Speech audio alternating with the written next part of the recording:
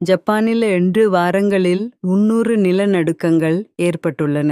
டோகரா தீவின் மக்கள் அச்சத்தில் இருக்கிறார்கள். இரவு முழுவதும் விழித்திருக்கும் நிலை உருவாகியுள்ளது. 5.5 ரிக்டர் அளவிலான நிலநடுக்கம் ஏற்பட்டது.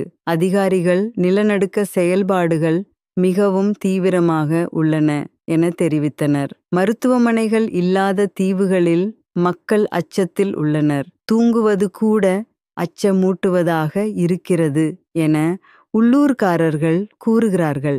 நிலநடுக்கங்கள் காரணமாக மக்கள் மிகவும் சோர்வாக இருக்கிறார்கள். இது முடிவுக்கு வர வேண்டும் என அவர்கள் விரும்புகிறார்கள். இந்த நிலநடுக்கங்கள் அச்சுறுத்தும் சத்தங்களை உருவாக்குகின்றன.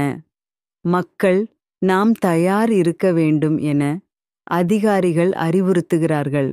இது ஒரு பயங்கரமான நிலநடுக்கம் ஏற்படக்கூடும் என்ற வதந்திகள் பரவியுள்ளன.